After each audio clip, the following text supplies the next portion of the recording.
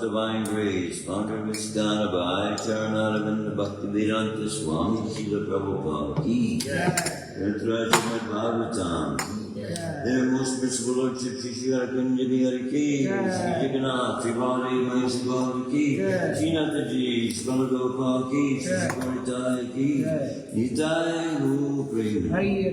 All glories to the assembly. All glories to the assembly.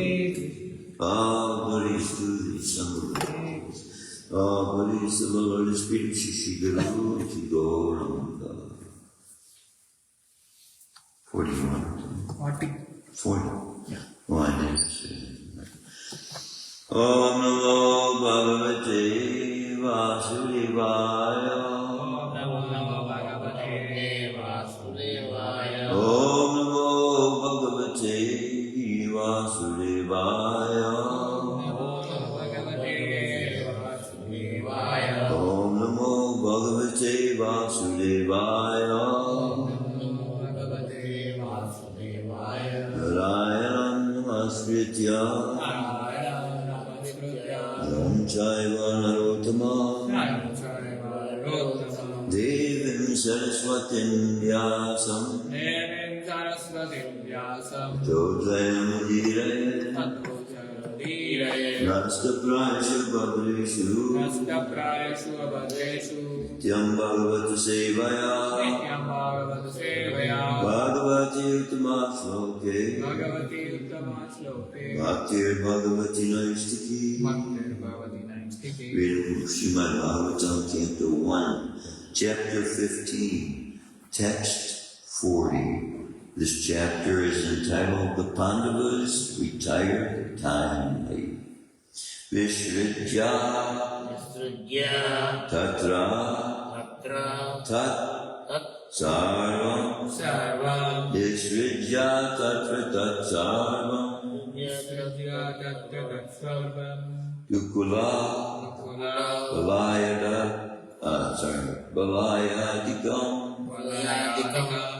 Dukula Balayadikam Nirmano Nirahankara Nirmamo Nirahankara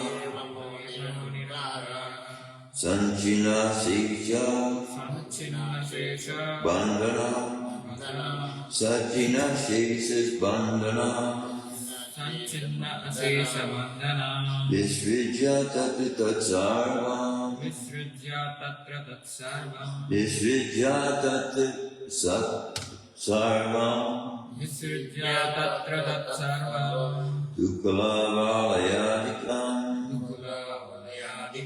Dukala Valayadikam Nirmano Nirahankara Nirmamo Nirahankara Sachina Sesa Bandhana Sachina Sesa Bandhana. Please chant. Visridya Tatra Tatsarvam Visridya Tatra Tatsarvam Kukula Valayadikam Nirmamo Nirahankara Sanchina Sesha Bandhana Sanchine Sesa Bandhana Visridya Tatra Tatsarvam Visridya Tatra Tatsarvam Dukula Valayadikam Nirmamo Nirahankara Sachina Sesa Bandhana Visvidya Tatra Tatsarvam Dukula Valayadikam Nirmamo Nirahankara Sanchina Sesa Bandhana Visvidya relinquishing Tatra all those Tat that Sarvam everything Dukula belt Valayadikam and bangles Nirmama uninterested Nirahankara unattached Sanchina perfectly cut off Ashesha Bandhana unlimited attachment Visvidya Tatra Tatsarvam Dukala Valayadikam Nirmamo Nirahankara Sanchina Sesa Bandhana. Translation and purport by His Divine Grace Abhaya Charnavin Bhaktivedanta Swami Śrīla Prabhupāda. Mahārāja Yudhiṣṭhira at once relinquished all his garments, belt, and ornaments of the royal order, and became completely disinterested and unattached to everything. Please repeat. Mahārāja Yudhiṣṭhira at once relinquished all his garments, belt and ornaments of the royal order,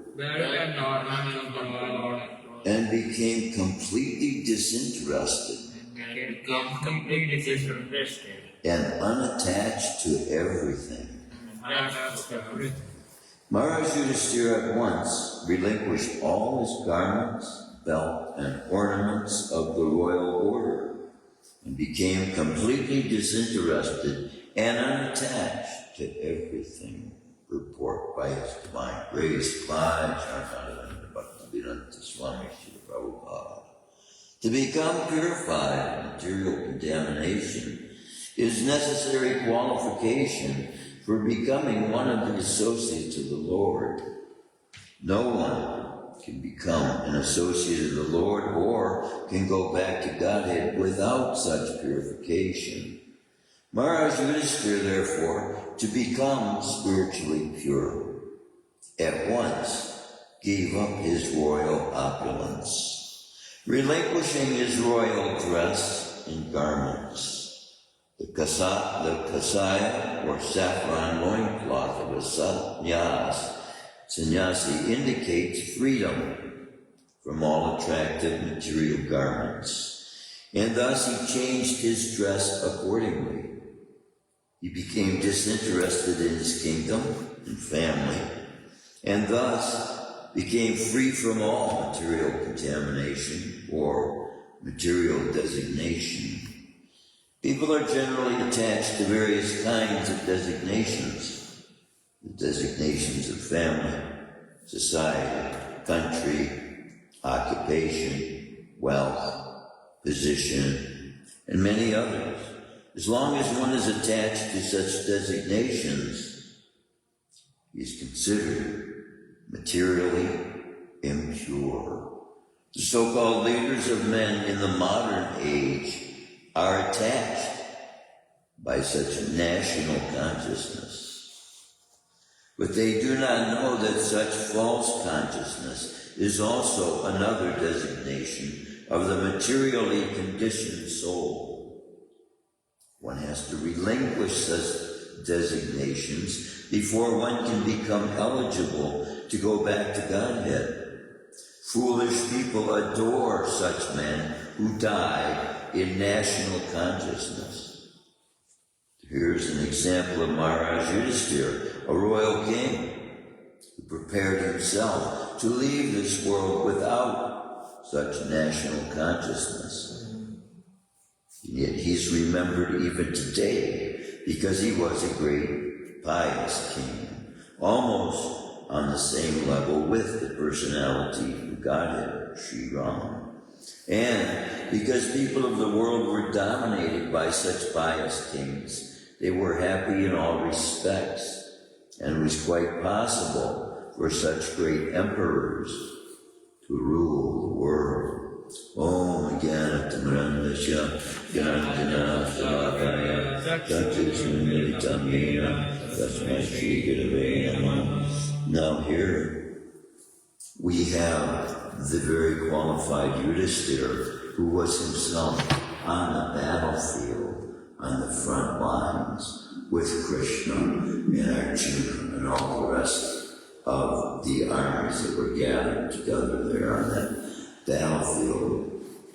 So his qualifications of being a king and his reputation that he has established for his whole life of being so truthful, he wouldn't even give the impression, when asked by Kṛṣṇa, to give the impression that the elephant Ashvatam was killed, but to say that simply Ashvatam was killed, then his chariot came to the ground by refusing.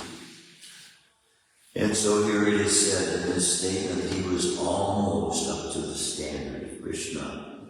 But see, his qualification for entering into Krishna's city was this renunciation now that he was taking part in.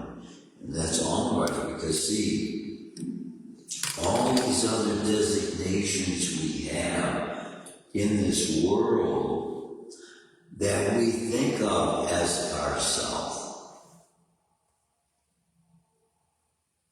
candlestick maker, cook, barber, all these things, these designations, performing those activities that were materially motivated. That is, we perform those functions for the sake of keeping ourselves alive, right? But at the end of life now, Yudhiṣṭhira, he had already fulfilled his requirements as a king and as an emperor. revealing that all of his subjects were actually satisfied as being his subject, and were very pleased to call themselves subjects of Mahārāja Yudhiṣṭhira, who was at that time emperor of the world. But even in that highest position that he held with authority, he's now taking a position of homelessness, owning nothing, having 3 pieces of cloth to cover his body, period. Kings who were in past times ornamented with particular stones in their royal crowns, those stones as well being influenced by various planets in the universe.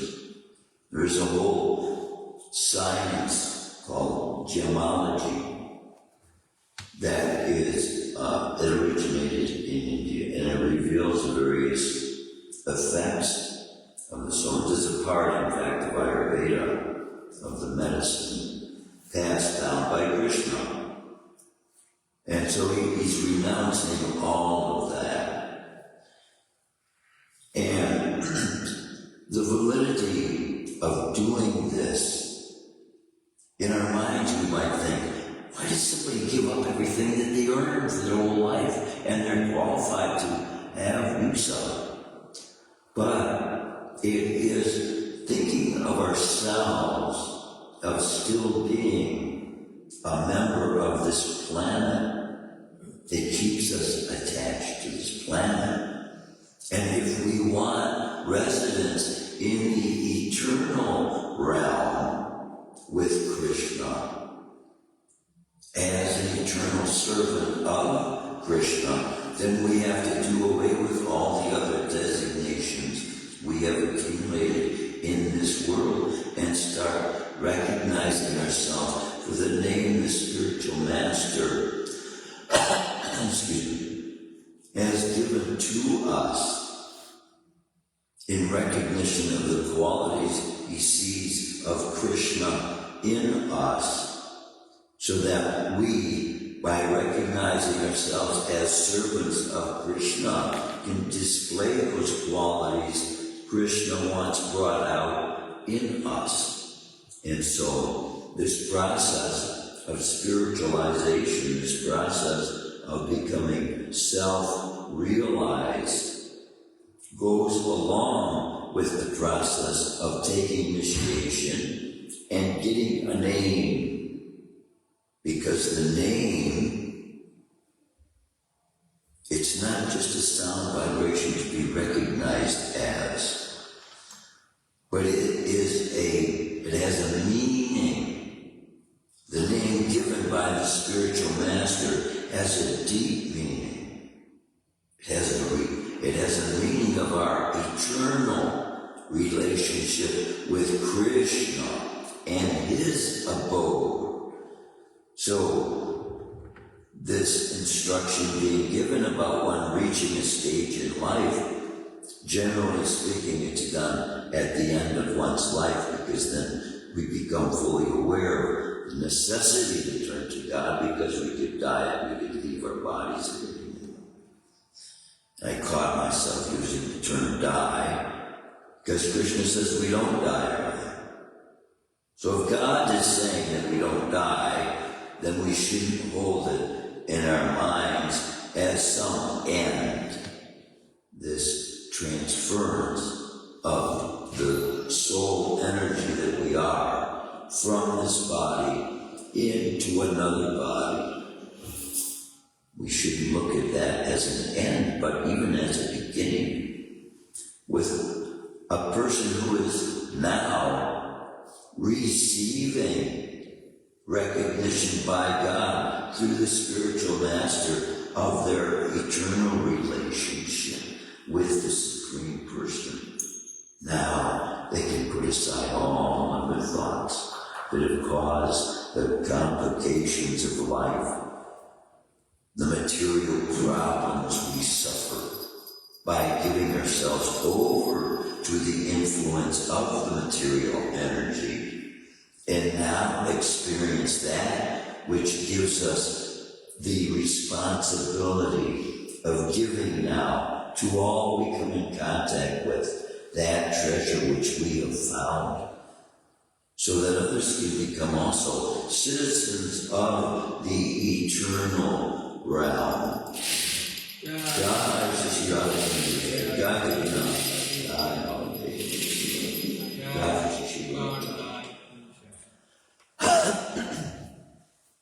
In God's calling all of us who are hearing this message to become a participant with Him in His city, Vaikuntha realm.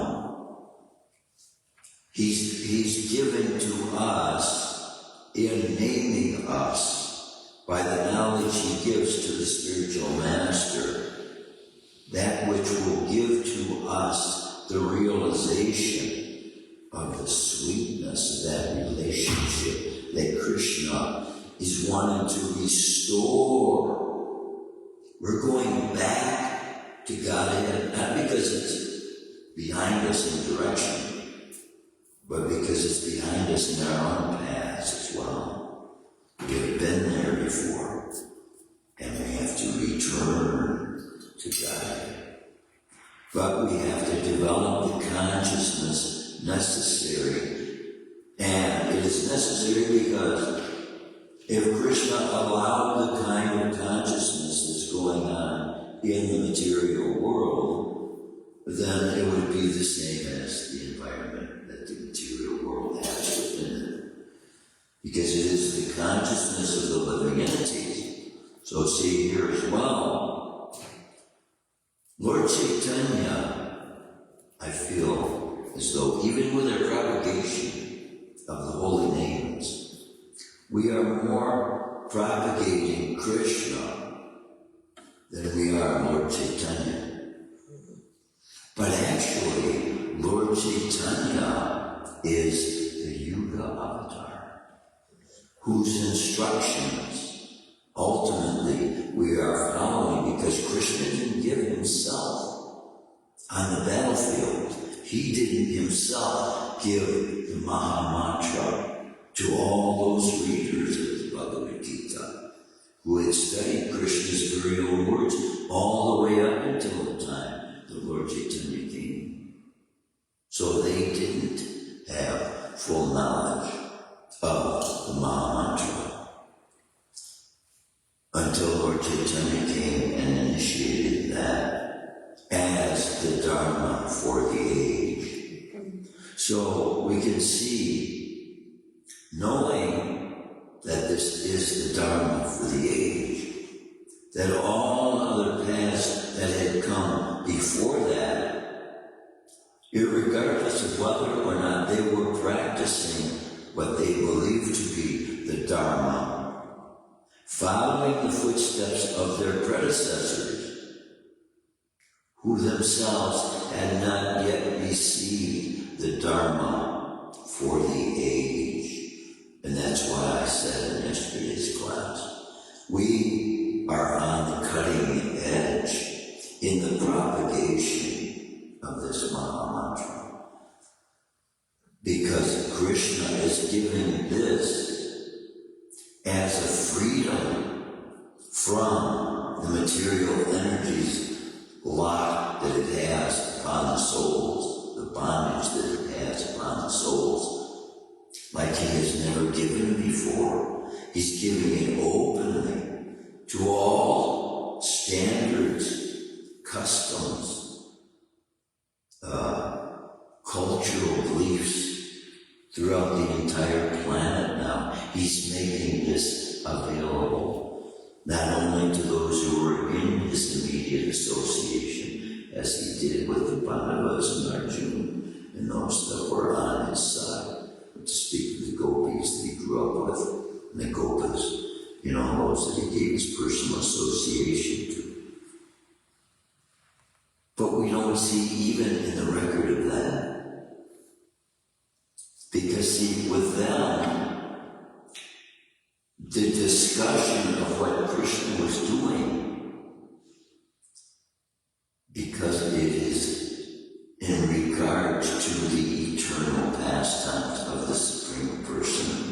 For them, it was as equal the value as we are deriving from the chanting of Krishna's Maha-mantra. So that personal association of Krishna breaks through all other barriers, even the previous dharma that he has established. We're not meditating now. Even though it's included in the mantra, we are not making meditation to be the process, but included in the process of the chanting. So, people that are in Christian circles, people that are practicing Islam, they're seeing this, what we call chanting. In the Bible, there is a statement made about vain repetitions, right?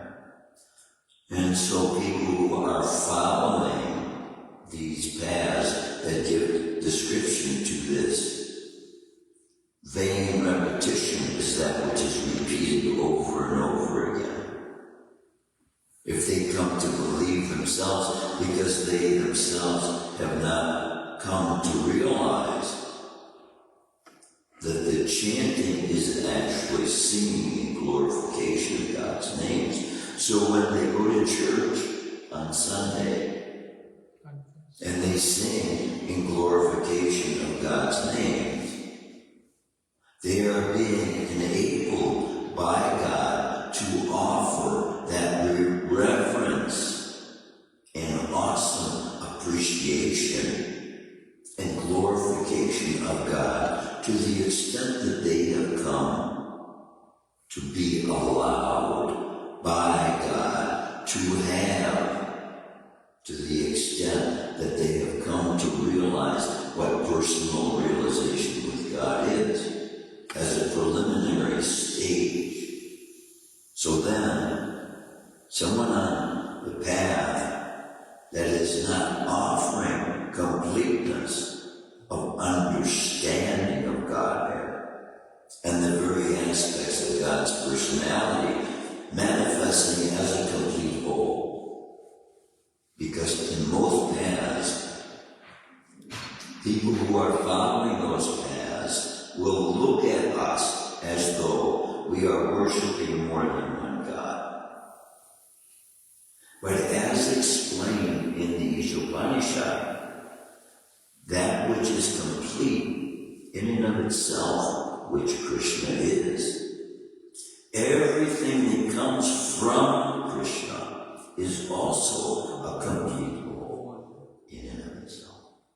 So the world is manifested as a complete whole. The universes are manifested as complete wholes.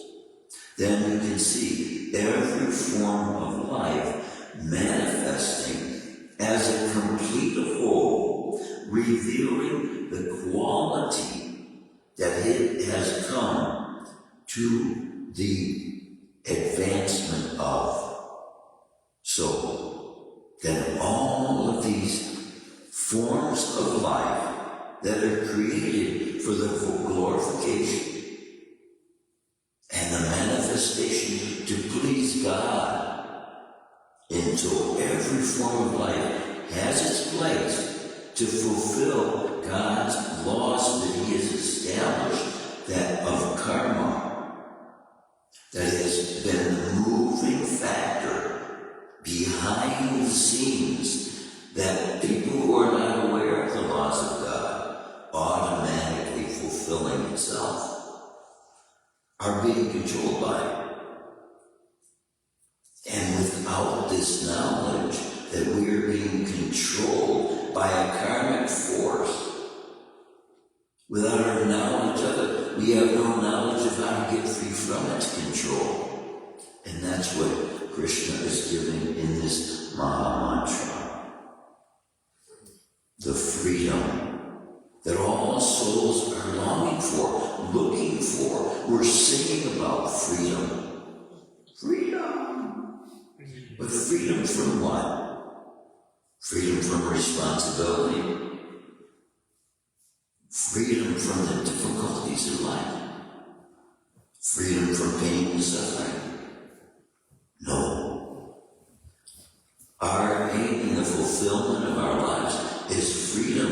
from what is being called death. That's real freedom. That's real freedom. Śrīla Prabhupāda asks in one purport,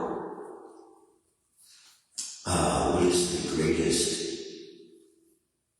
obstacle of life? What is it? What is the greatest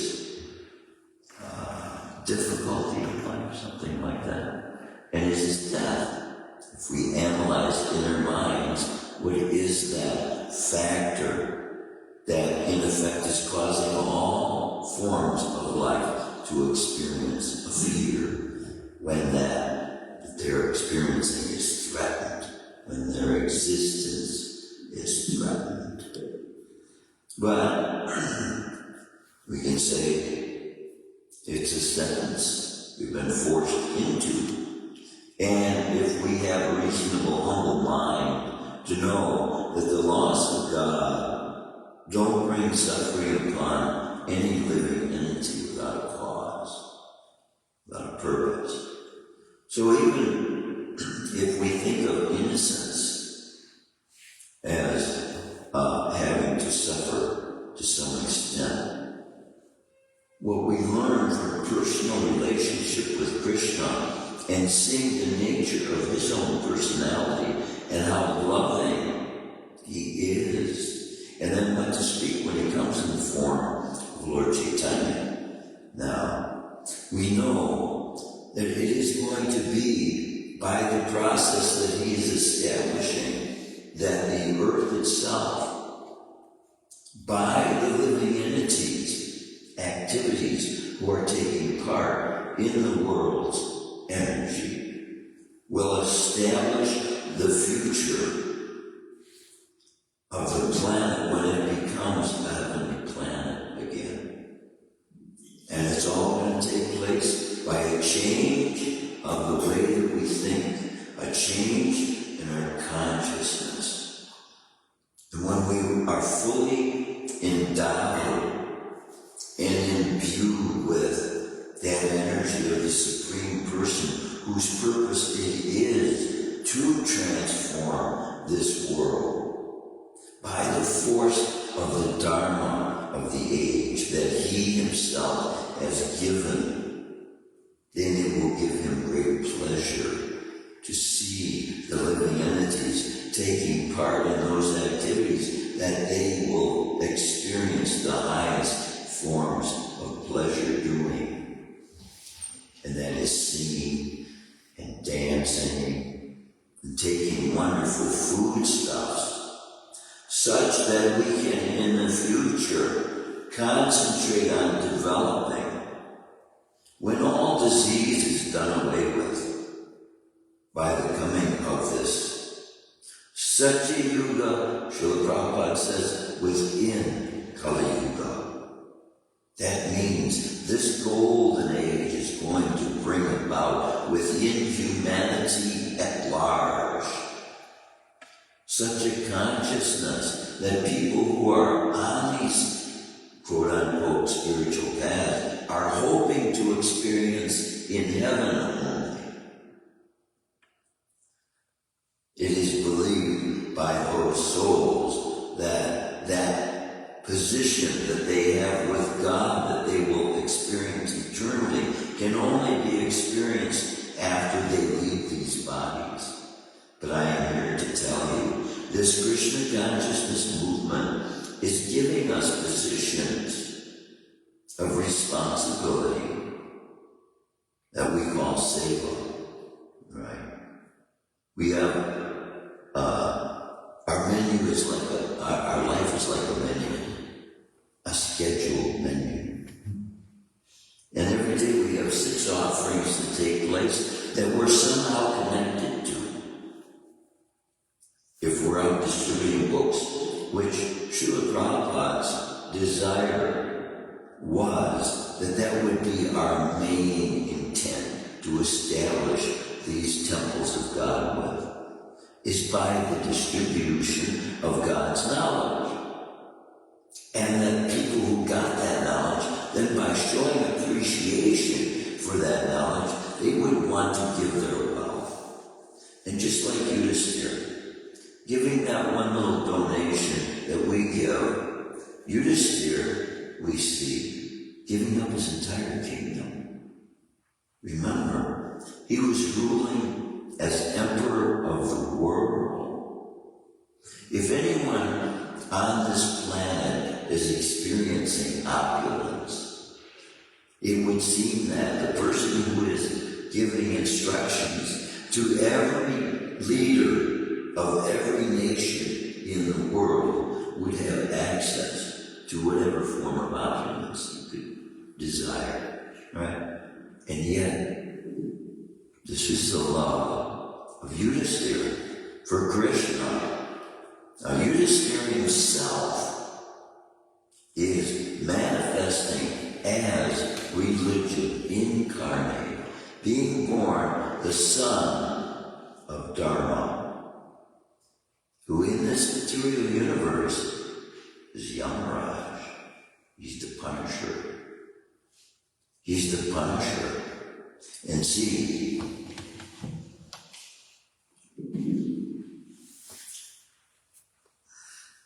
being put in the position we are, subject to death, means that we need correction.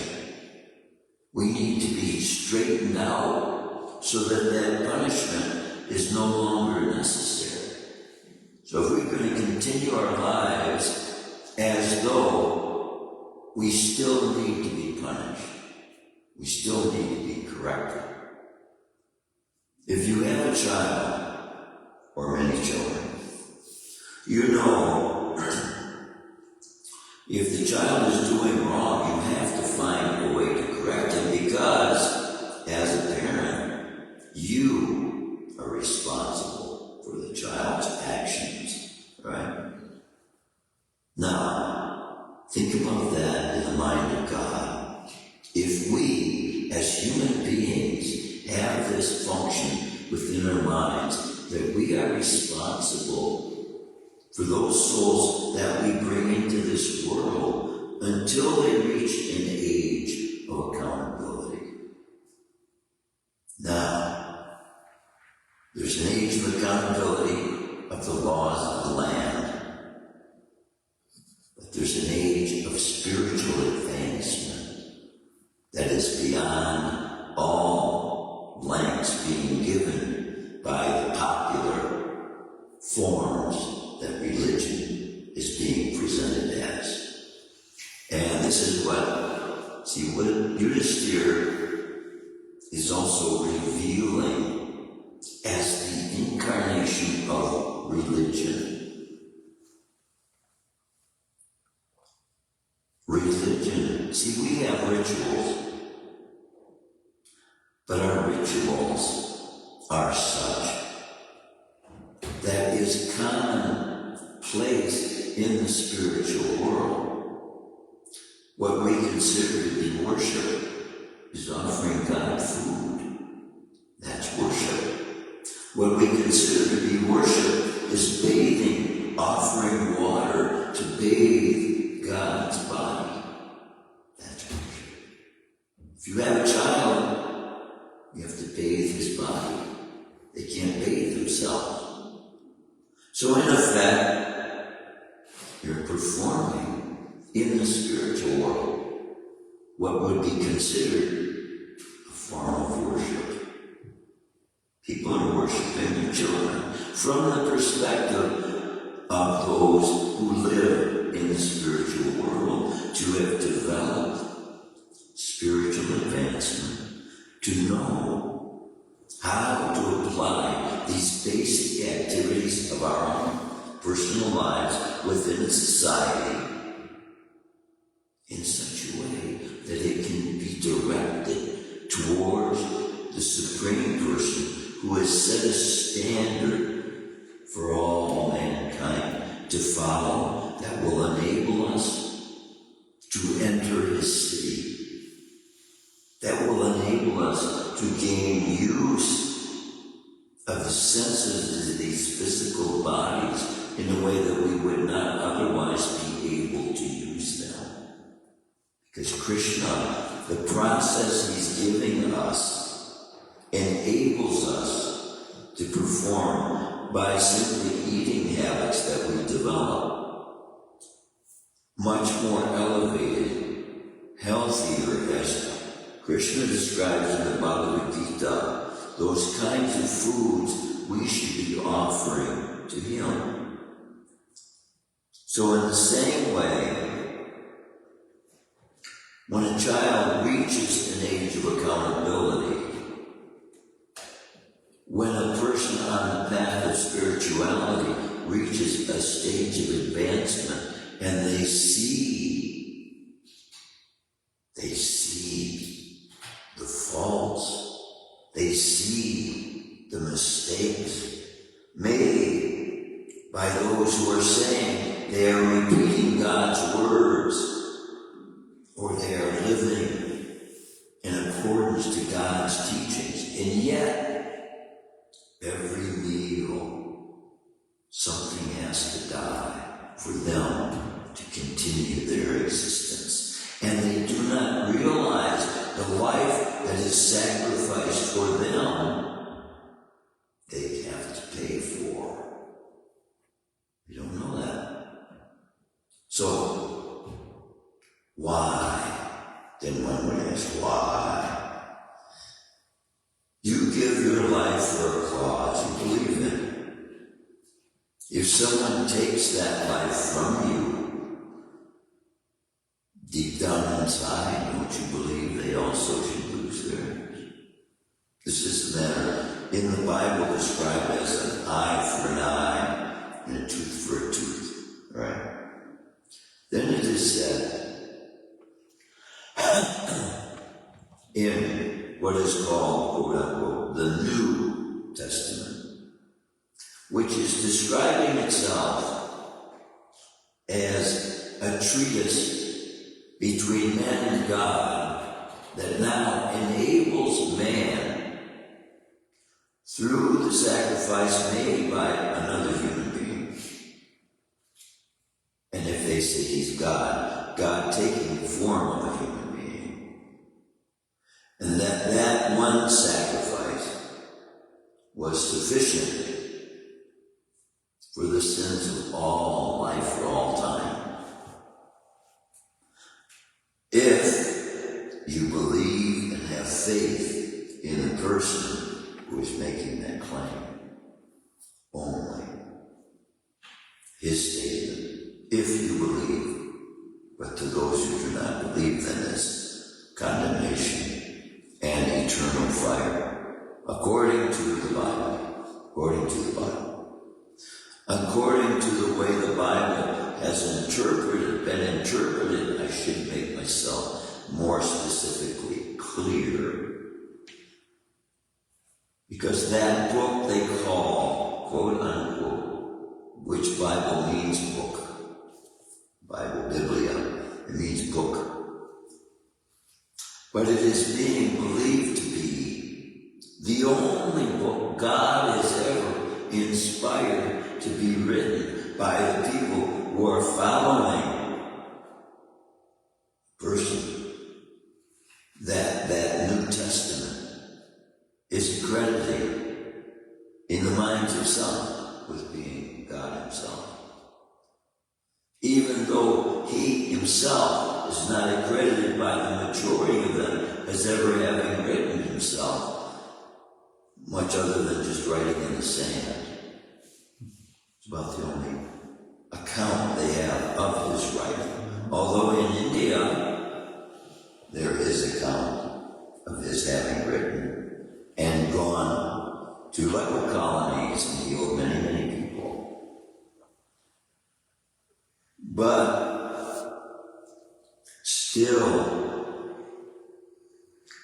to the point in history that he had given himself as a sacrifice to his followers, the Dharma of the age had not yet by God been given to mankind for this age.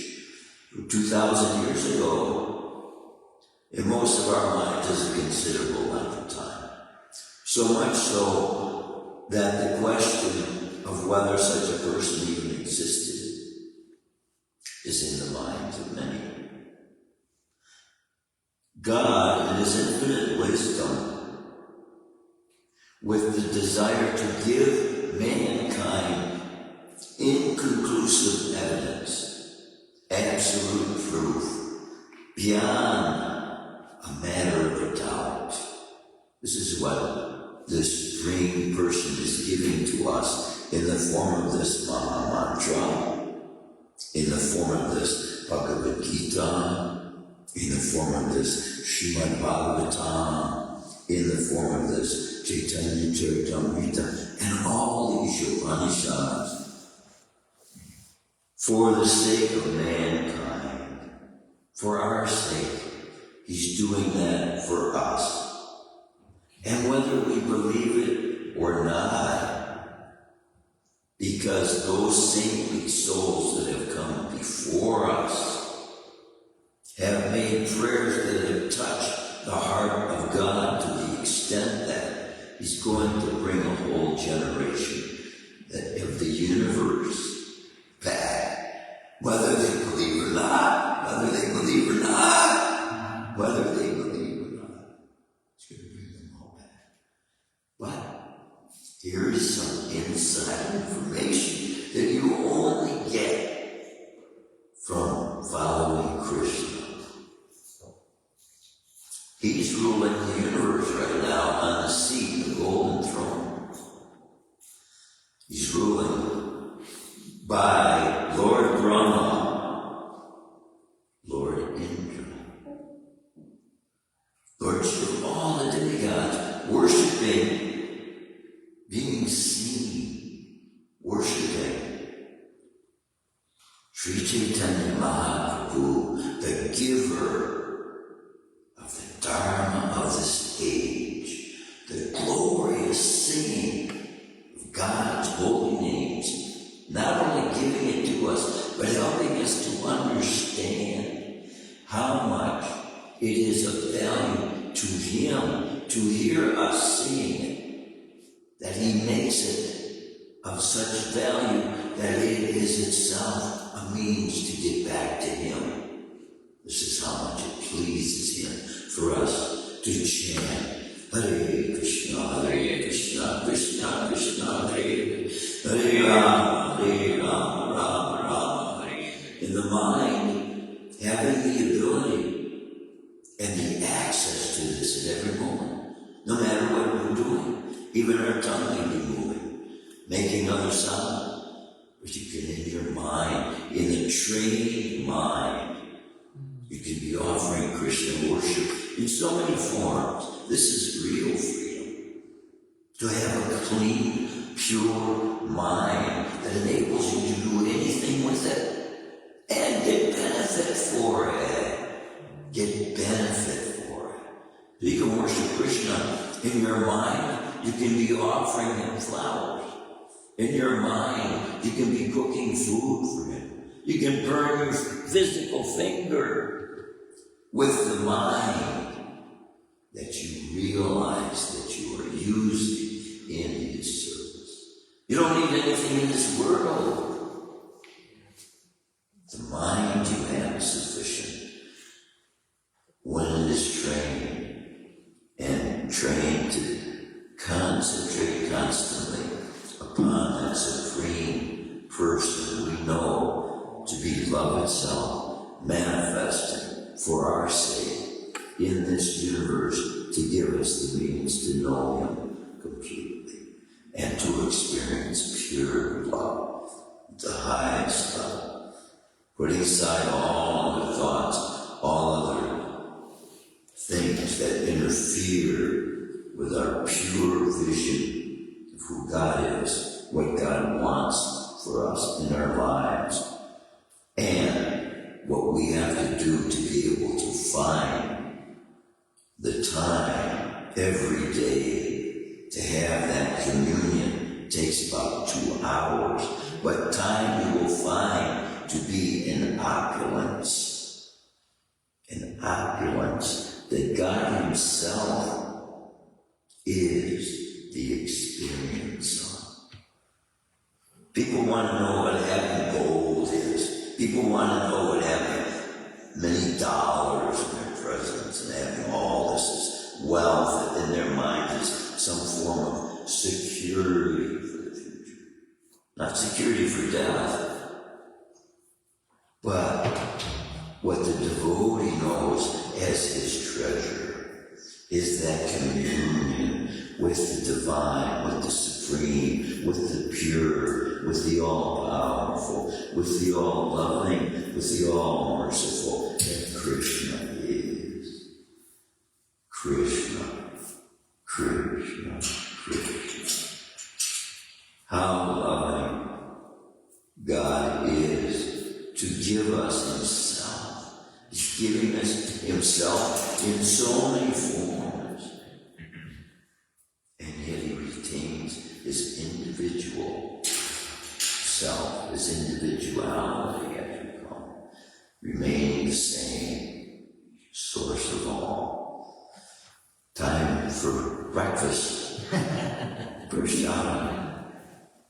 But see, this is also prashadam. Kṛṣṇa Kata is what is lived upon by those in the spiritual world. That's all they need. They get by with that. It is greater than Kṛṣṇa Katha. If we knew the effects of it, if we knew the value of the eternalness that it is, we would know how much greater tasting of that constantly is than even this somaras. These yogis come down from the Himalayas and trekking, walking through dangerous territory, wild animals, to get one drop of this nectar of somaras that comes. Some of them that have the privilege of being able to be first in line, because they've been doing that for hundreds of years. And those in the front of the line, they get those first drops of the nectar. Prabhu, we have greater than that. This nectar of Kṛṣṇa Kata is that eternal substance of Krishna's own being that he himself is giving to us. It's like Moini Murti, but she's not pouring out that nectar for the heavenly planets. The Kata of her is greater than the nectar she's pouring out. Believe it or not. The Kata of Kṛṣṇa and his activities is greater than the nectar poured out in the heavenly planets. And Krishna's giving that now to everyone that wants to drink this eternal ocean of love of God. That's what we have access to now with these holy names. John, any comments, any questions? Any comments? John, all glory to yourselves. Resurrection Bhāgavatam ki jai. Śrīla Prabhupāda ki